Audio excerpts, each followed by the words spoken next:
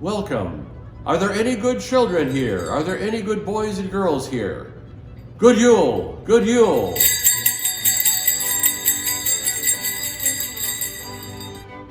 Good Yule! Good Yule!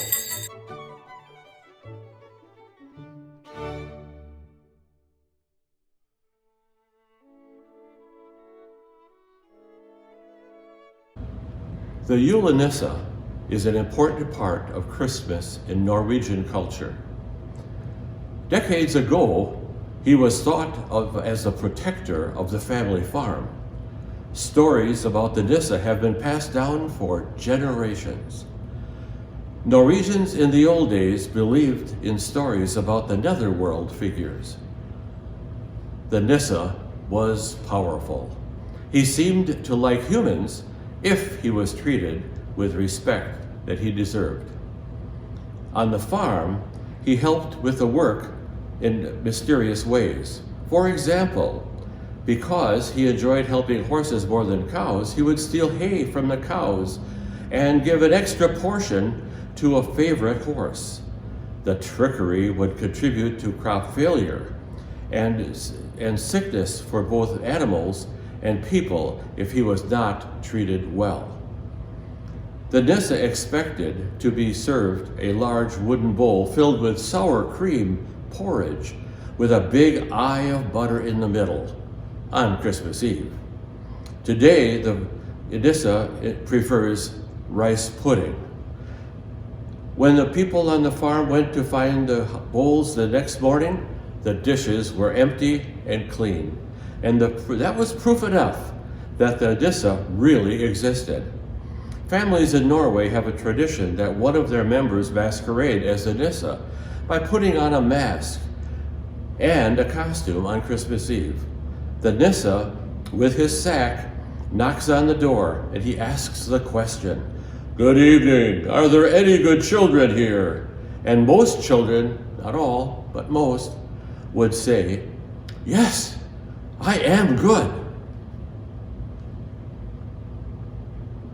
Good Yule! Good Yule!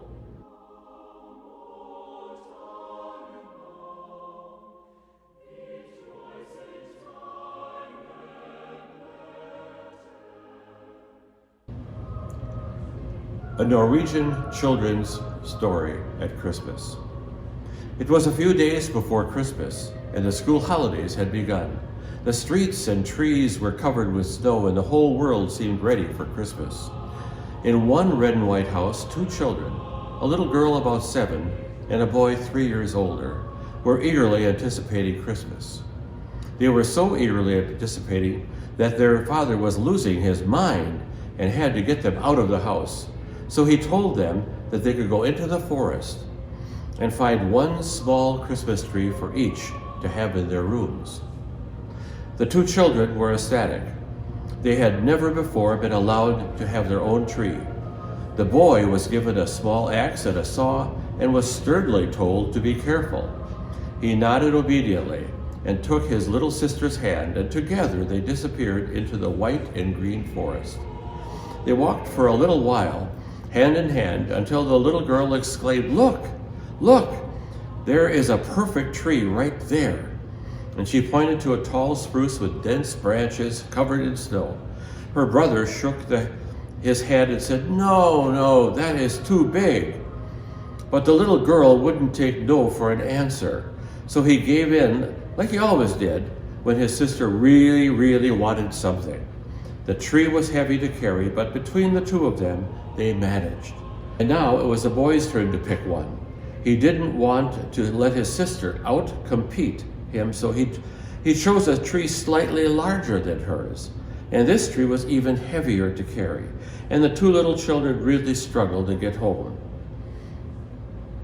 The snow seemed to have gotten even deeper since they left the house, and they kicked and breathed hard up the hill to their house. And when they finally made it home, their father was waiting for them. But he saw the trees they were carrying. His face changed from anticipation to anger. "I told you to find a small tree for each of your rooms. These trees are even too big to fit in our living room," he shouted angrily. The children's faces fell. "But Daddy, these were the best trees in the forest," said the little girl. But when they tried to fit the trees in their rooms, they saw that their father had been right, and they were much too big. "Okay, this is what we will do," said the father, as he tried to calm down a bit. "We will cut off a bit of the bottom of the smallest tree, and we'll keep it in the living room as our family tree, and the other one will become firewood." The boy hung his head a bit. He was disappointed to see his beautiful tree becoming firewood.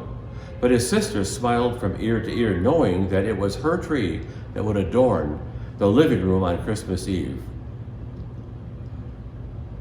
And it would be beautifully decorated for all the guests to see. When the Christmas Eve time finally came, the little girl proudly told her grandparents, her cousins, and all her uncles and aunts that it was she who had fetched this year's tree in the forest. Her father, a little embarrassed, confirmed her story, and they all agreed that this year's Christmas tree was the most beautiful tree they had ever seen. This is a true story.